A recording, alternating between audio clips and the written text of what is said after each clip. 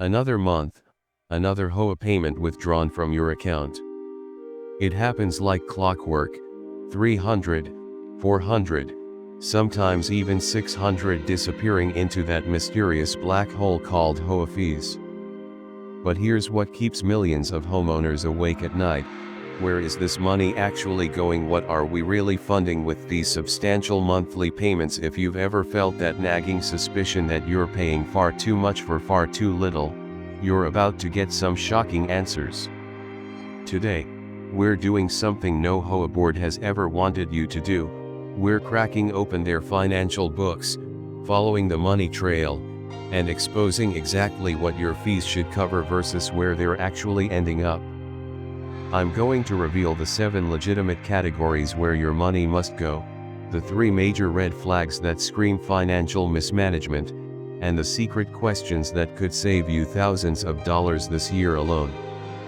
This isn't just another boring explanation, this is your ultimate guide to becoming financially literate about the single biggest recurring expense of your home ownership journey. Let's start with the basics.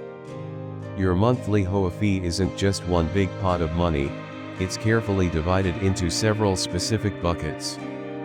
The largest portion, typically 40 to 60%, goes toward operating expenses.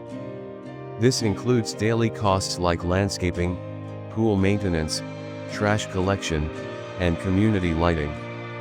Then comes the reserve fund.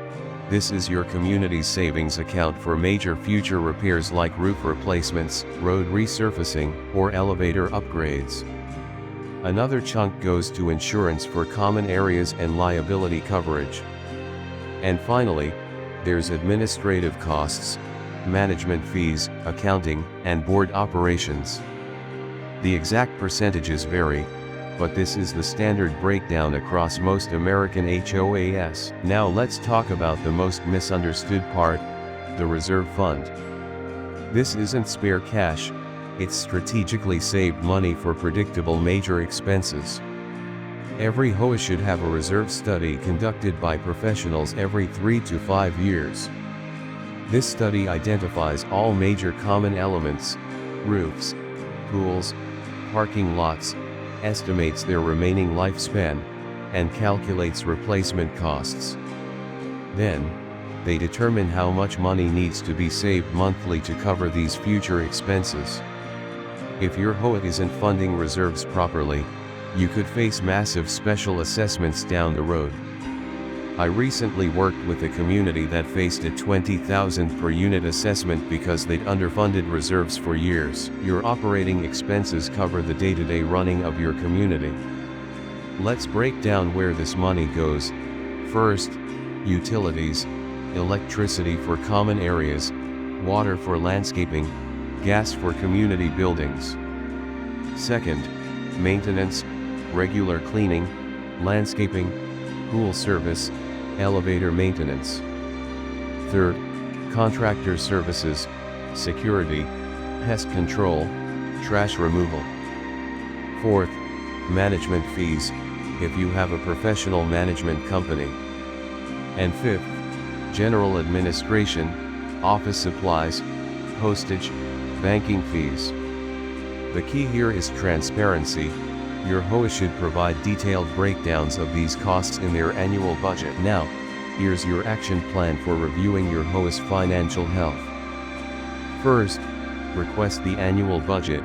This shows projected income and expenses.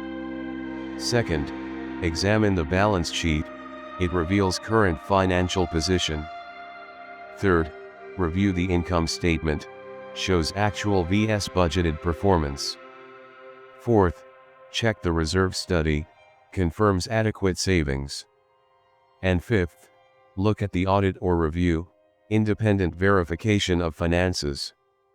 Red flags include consistently going over budget, underfunded reserves, frequent special assessments, and refusal to provide financial documents. Remember, as a homeowner, you have the legal right to review these documents. When can your HOA charge special assessments or raise fees? Special assessments are for unexpected expenses or projects not covered by reserves.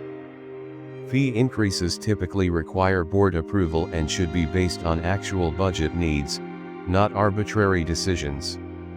Most state laws require proper notice and sometimes homeowner approval for large assessments.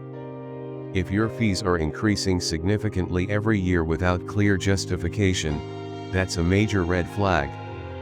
I helped a viewer challenge a 25% fee increase when we discovered the board hadn't followed proper voting procedures. Understanding your HOA fees isn't just about knowing where your money goes, it's about ensuring your community's long-term financial health.